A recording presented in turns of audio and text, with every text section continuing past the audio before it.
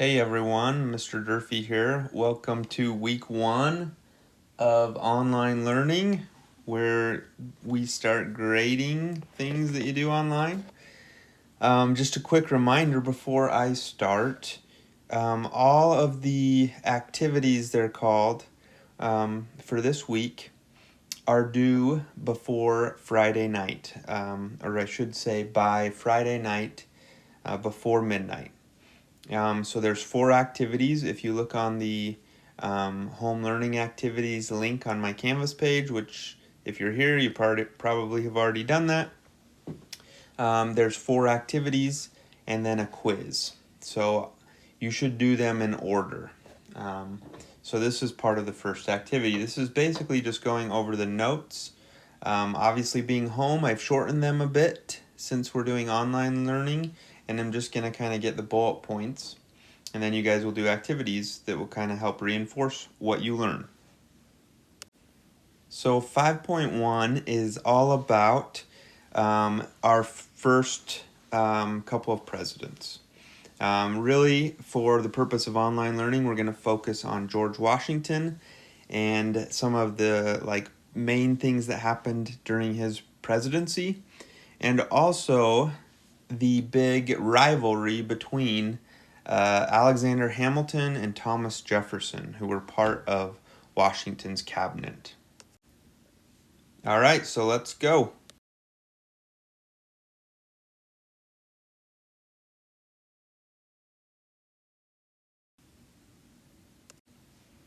Okay, so as you know from Unit 4, once the Constitution was passed, then George Washington becomes our first president of the United States. That's not news to you guys. You guys knew that. He's the first president under the new Constitution. What was the document that governed America before the Constitution? That's right. It was the Articles of Confederation. All right. I kind of feel like Dora the Explorer. Washington set some precedents, not presidents, okay? He set some precedents. Now, a precedent, as you see here, is something that is done or said that becomes an example for others to follow. So basically, Washington was the first to be president, so he did a lot of things that kind of became normal for presidents that came after him. So some of the precedents that Washington set as president, he set up the first cabinet. And you guys know what the cabinet is from Unit 4. That's his close advisors. He established a federal court system. He established a policy of neutrality with other nations. He didn't want to really make allies or enemies. He just wanted to kind of remain neutral. Another precedent is being called Mr. President. You probably noticed today that people will call the president Mr. President when they're speaking to him. And that started all the way back with George Washington. Another precedent is serving for 2 terms. He stopped after 2 terms and didn't run for president again, and that became a precedent. Giving an inaugural address, which means giving an address after you become president, an address to the nation. Okay, let's look now at who was part of George Washington's cabinet. Again, a cabinet is his close advisors. After we look at this pretty sweet picture of George Washington celebrating becoming the first president. Okay, so everything looks completely normal on this page. I don't see any errors at all. So let's go through Washington's cabinet. First, he had a vice president.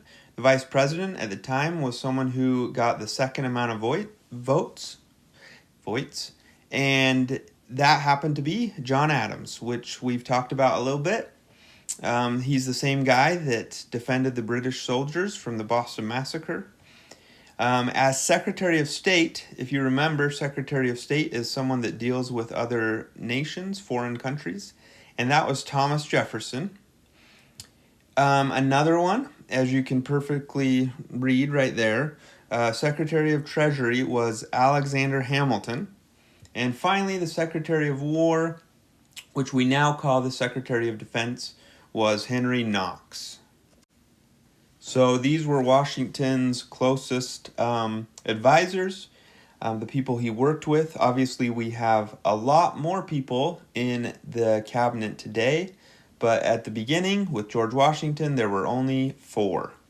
And what we're going to talk about next is the rivalry, and some of you know about this if there's any Hamilton fans out there, the rivalry between Thomas Jefferson and Alexander Hamilton.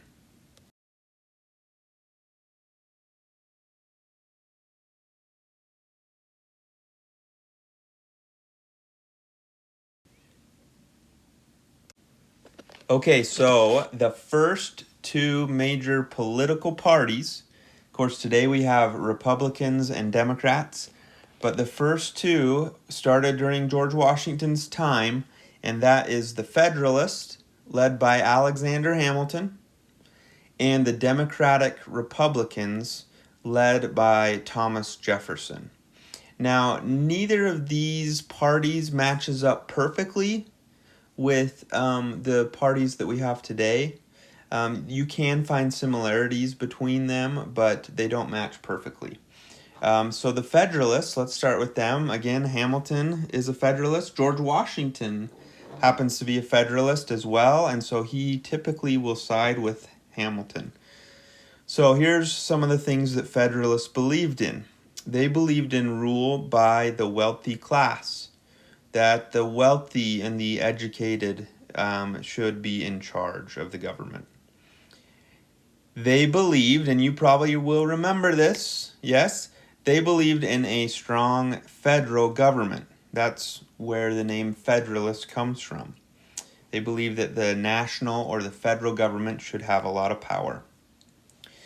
Next, they had an emphasis on manufacturing. Okay, Hamilton was from New York. Okay, he was from the city, and so they emphasized manufacturing.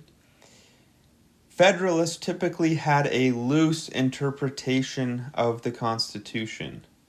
Well, what does that mean? That means that, they could kind of say, oh, it didn't mean exactly this. They didn't, the founders, the people that wrote the Constitution didn't think of this situation. And so we can kind of interpret that document loosely. The Federalists and Hamilton wanted to have a British alliance. They wanted to align with Britain. Hamilton, one of the biggest things he did, and one of the things he's well known for, remember he was the Secretary of the Treasury, which is in charge of the money, is he wanted to start a national bank. And he was eventually successful with that.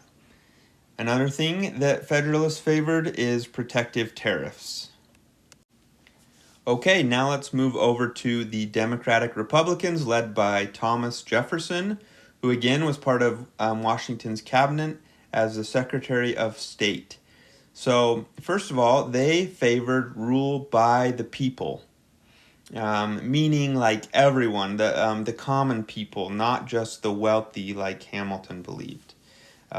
Jefferson had a little bit more of an optimistic view of society and people, and thought that even the common people should have a say. He also believed in strong state governments.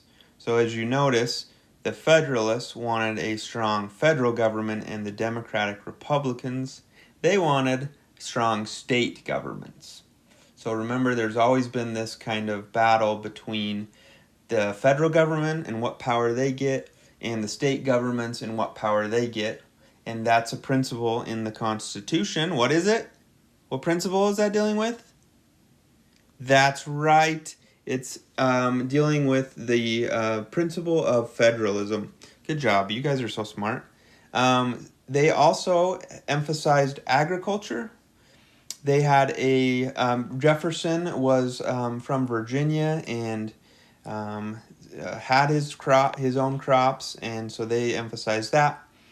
Now, they had a strict interpretation of the Constitution, meaning what the Constitution says goes. Like, we're not changing it. We're not trying to, like, interpret it loosely and what it might mean. We follow it word for word.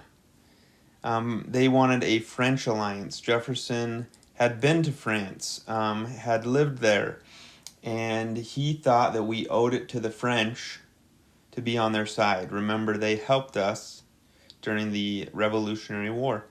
Finally, they were in favor of state banks as opposed to the national bank, and they were in favor of free trade. So there is a little bit. You can see how they're opposites in pretty much everything, and that gives you an idea of how they clashed, why they clashed. And you guys are going to have some assignments later this week where you're going to read some of their writings, and you'll have a better idea, too, of why they did not agree. Okay, the last part of this presentation, we are going to talk about some of the challenges that Washington faced. Now, I'm just going to go through these quick. I would recommend that you look these up and learn more about each of these. The Whiskey Rebellion. So, farmers, this might sound familiar, farmers rebelled because of a tax on whiskey. So Washington sends troops and sends the message that the government is going to use force over a state if necessary. The French Revolution was a challenge because some wanted to side with France, Jefferson, and the Democratic Republicans, and some wanted to side with Britain.